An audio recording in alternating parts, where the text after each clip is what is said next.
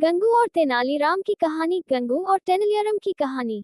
विजयनगर में गंगू नाम का व्यक्ति रहता था। उसके बारे में कहा जाता था कि वह बड़ा ही मनहूस है और जो सुबह सुबह उसकी शक्ल देख ले उसे खाना भी नसीब नहीं होता। धीरे धीरे यह बात पूरे विजयनगर में फैल गई और महाराज कृष्णदेव राय को भी इसके बारे में पता चला। उन्होंने सोचा कि उनके राज्य में इस तरह के मनहूस व्यक्ति का रहना उचित नहीं है, किंतु राजा बहुत न्यायप्रिय थे। उन्होंने सोचा कि पहले वो ये देखना कहते हैं कि इस बात में कितनी सच्चाई है।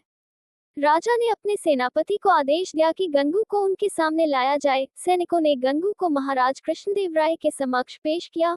महाराज कृष्णदेव राय जिस कमरे में सोते थे उसी में गंगू के लिए भी विस्तार लगवाया और सुबह जब राजा सोकर उठे तो उन्होंने सबसे पहले गंगू का चेहरा देखा। कुछ देर बाद अचानक कार्य आ जाने के कारण राजा को राजमहल से बाहर जाना पड़ा और उस दिन वो इतने व्यस्त रहे कि उन्हें खाना भी नसीब नहीं हुआ। राजा कृष्णदेव राय को यकीन हो गया कि यह सब गंगू का चेहरा देखने के कारण हुआ है। राजा ने सोचा, जब इस व्यक्ति के कारण मुझे भोजन नसीब नहीं हुआ तो शहर के दूसरे लोगों के साथ क्या होता होगा।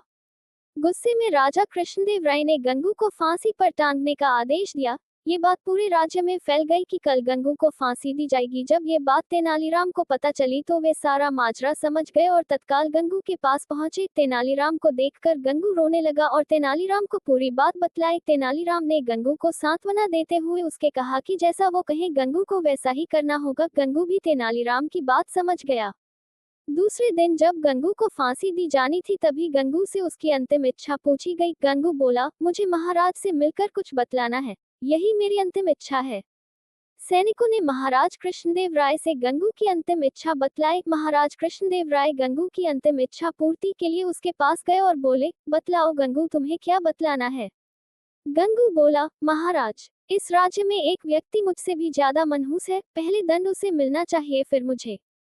महाराज कृष्णदेवराय राय ने बड़े आश्चर्य से गंगू से पूछा, गंगू, बतलाओ वह मनहूस व्यक्ति कौन है। गंगू बोला, महाराज, वह मनहूस व्यक्ति कोई और नहीं बल्कि इस राज्य का राजा अर्थात आप हैं। ये सुनकर महाराज कृष्णदेव राय अत्यधिक क्रोधित हुए और बोले, जानते हो गंगू तुम क्या बोल रहे हो, इसके बदले तुम्हें दंड भी मिल सकता है। गंगू बोला, महाराज, मृत्युदंड से बड़ा कोई दंड हो सकता है क्या। ये तो आप मुझे दे ही चुके हैं, कृपया आप मेरी विनती सुन लें, इसके बाद आप जो भी दंड देंगे वह मुझे सहर्ष स्वीकार होगा। ये सुनकर महाराज का क्रोध कुछ शांत हुआ और बोले, तुम्हें जो कहना है कहो।